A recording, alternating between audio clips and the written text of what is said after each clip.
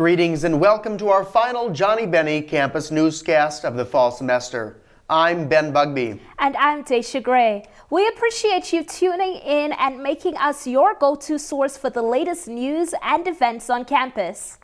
So without further ado, let's dive into this week's top stories. Kick off the season of giving by participating in the Flex Bucks food drive, launching tomorrow on Friday, December 8th, and running throughout the weekend and last week of classes this semester.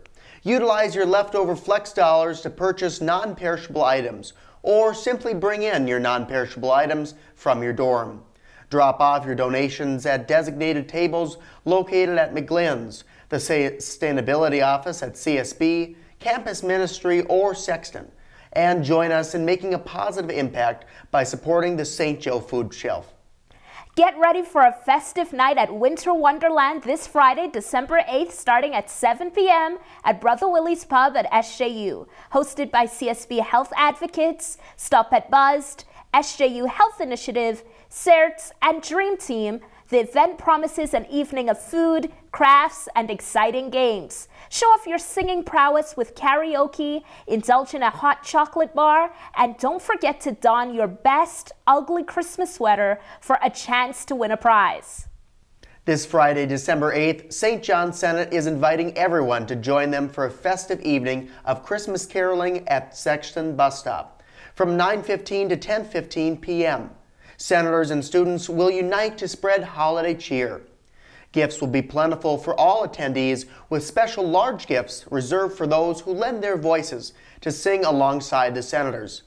In addition, there will be hot chocolate, cookies, and a variety of holiday cheer. The event is a unique opportunity to celebrate the season, connect with elected representatives, and perhaps unwrap a surprise or two. Don't miss out on this joyful event. Mark your calendars and come on down to the Sexton Bus Stop for an evening filled with community, caroling, and holiday spirit. Embrace the holiday spirit at Jingle Jam this Saturday, December 9th, starting at 7 p.m. in Sexton Commons, SJU, hosted by the Center for Student Leadership and Engagement. The festive evening will feature a range of activities including karaoke, gingerbread house making, cookie decorating, Christmas carols, gift baskets, Christmas photo shoots, and a delightful hot chocolate bar. Don't miss out on the seasonal fun. Join us for a delightful musical afternoon with the College of St. Benedict's and St. John's University Chamber Orchestra on Sunday, December 10th at 2 p.m. in the Escher Auditorium located at CSB. The performance will showcase a repertoire of symphonic pieces, Christmas songs, and other string orchestra favorites. Don't miss this enchanting concert by the talented Chamber Orchestra. On Monday, December 11th, the McCarthy Center for Public Policy and Civic Engagement will be having a lecture presented by the Prime Minister of the Bahamas, Philip Brave Davis. The lecture will begin promptly at 7:30 p.m. in the Stephen Humphrey Theater. Prime Minister Philip Davis is expected to address the unique relationship between CSB and SJU, as well as climate change, economics, and other challenges and opportunities related to the Bahamas. The event will be free and open to the public. On study day, students are invited to unleash their holiday creativity by decorating their own gingerbread cookies in Gretzky from 1 to 4 p.m. It's the perfect break to add just a touch of sweetness to your study session. Additionally, indulge in late-night, warm cookies for an extra treat in the evening of study day from 8:30 to 9:30 p.m. On top of all this fun, the Senate has funded lots of coffee to go all around, free for all CSB and SJU students at the Perk and the Shoe. So stop on in and redeem your free coffee. Experience the thrill of seeing the great outdoors at the Banff Mountain Film Festival screening this Saturday, December 9th at 7 p.m. in Pellegrine Auditorium, SJU, hosted by St. John's Outdoor University, Outdoor Leadership Center, and the Peer Resource Program. The event promises an unforgettable night featuring around 10 films showcasing diverse sports, cultures, and incredible outdoor adventures. Be sure to secure your tickets on the Outdoor U website for what guarantees to be a remarkable movie theater experience. Now turning our attention to the weather, let's get the latest updates from our very own Landon Monio for the Johnnie Bennie Weekend Weather Report. Thanks, Ben and Daisha, and welcome back to the Johnnie Bennie Weekend Weather Report. I'm Landon Monio, your weather reporter. Let's take a look at the forecast for the weekend. As we close out the semester, we can expect temperatures to jump to the high 30s during the day, but fall to around 20 degrees at night. The combination of melting during the day and freezing at night, plus our expected light snowfall for the weekend, can make for some seriously slick road conditions. So be safe out there. This Friday will be mostly sunny with a high of 47, starting the weekend out great. Friday night will be mostly cloudy with a low of 26, and the snow is back. There will be a 20% chance of snow after midnight, and that's here to stay because Saturday's high is 32 with a 60% chance of snowfall before noon.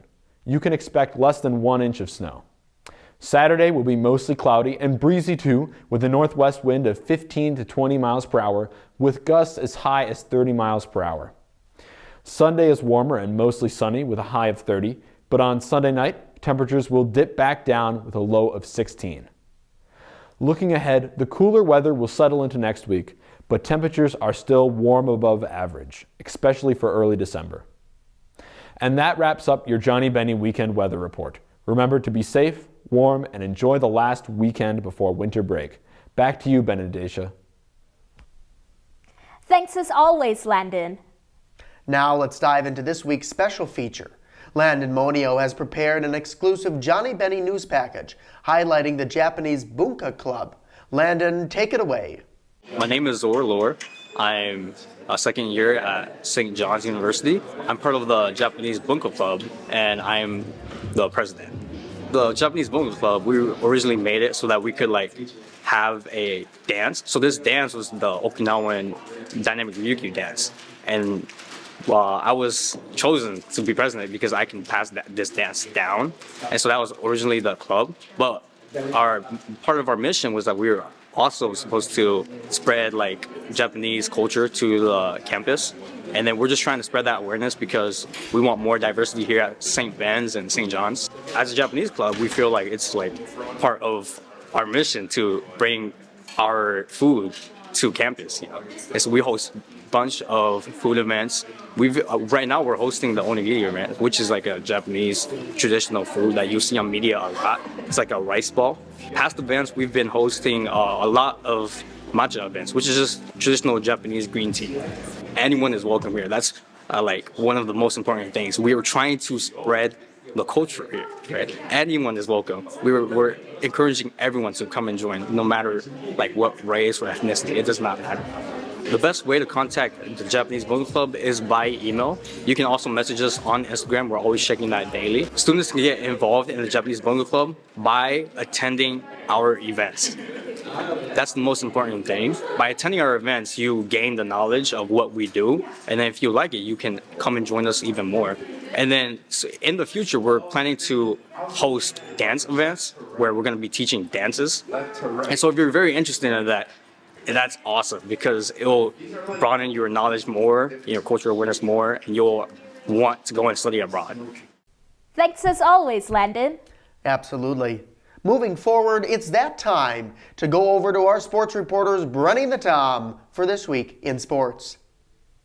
Thanks, Ben. I'm Brendan Amaris. I'm Tommy Ornberg. And welcome back to the Johnnie Bennie Sports Roundup, your source for updates on all things Johnnie and Bennie sports. Tommy will get us started with CSB basketball. The Bennies blew out the Augies 67-38 on December 4th. Kier Young scored a high of 19, and another 11 were added by Carla Meyer to improve their record to 3-0 in the MIAC play, and 5-1 overall. Their next battle occurred in Fargo against Concordia Moorhead last night. The Bennies were firing on all cylinders in the first two quarters, trading baskets with the Cobbers in a horse race to gain their first run in the game. The first half ended with Concordia leading 39-35. Sadly, the Cobbers came out of the half with a 26-12 run, leading 65-47. Carla Meyer led St. Ben's with a season high of 22 as the Bennies made a run for it, outshooting Concordia in the fourth, 14-12, but their luck ran out as they lost their first MIAC game, 77-61. Looking forward, St. Ben's hosts McAllister on Saturday at 1 p.m. in Claire Lynch Hall. Now over to Brendan for CSB hockey, whose late comeback was cut short last Saturday in St. Cloud. The Bennies fell to the Bethel Royals 3-2 after rallying late on Saturday at Rich Arena. After finding themselves down 2-0 in the third period, the Bennies tied it up with goals from sophomore Chloe Lewis and junior Aurora Upsall. It was Lewis's first goal of the season and the fourth of her career. Upsall's goal was her fourth on the year and 21st of her career. The Bennies' hope of an outstanding comeback were thrown away as Abby DeLong scored the winner for the Royals with just over a minute to play. It was her second point of the game. CSB attendee Kate Moffat had 35 saves on 30 shots faced. The Bennies look to bounce back against Dubuque this Friday at 7 at Rich Arena. Next, Tommy will wrap up CSB Sports with Benny Swim and Dive. The Bennies finished 7th as a team last weekend at the Rochester Invite, tallying a team of total of 666 points. Senior Laura Jennings had a strong outing in the 200 butterfly. The senior from Edina advanced to the finals and placed 7th with a season-best time, clocking in at 2 minutes, 17 seconds, and 51 milliseconds.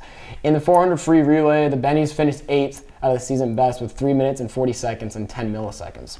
The 400 relay team consisted of seniors Lindsay Smutka, sophomore Rachel Sluter, and sophomore Michaela Haskamp, and senior Emily Wagner. Wagner also advanced to the consolation final in 100 free, clocking a team season best of 54 seconds, 91 milliseconds to place 15th.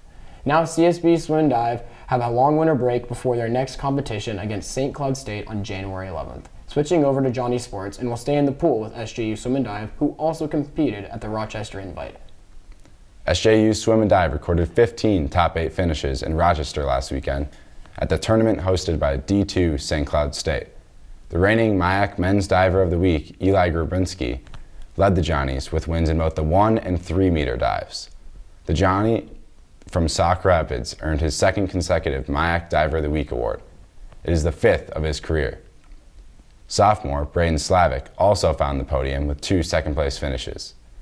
His second-place finish in the 1,650-yard freestyle was outstanding. Slavic shattered his own record by 20 seconds, and his second-place time in the 500 free was the second fastest in SJU Swim and Dive history. Junior Colby Kern from Delano, Minnesota, won the consolation final in the 200-yard freestyle. The Johnnies return to competition next year by visiting Luther for the Sprint Invitational at 11 a.m. Saturday, January 13th in Decorah, Iowa. Now back to Tommy for the red-hot Johnnie basketball team, who have won 6 in a row after starting 0-2. The Johnnies hosted Augsburg on Monday, December 4th, and came away with another outstanding victory, winning 112-54. St. John's 58-point blowout was the largest since 1978. Augsburg could have started the buses at half, and the game was over by halftime. The Johnnies were able to put the whole bench in within 15 minutes to play in the second half, as they accounted for 78 of our points, and St. John's as a team scored 20 points off the Augies' 18 turnovers. The Johnnies shot 68% from the field and 54 behind the arc.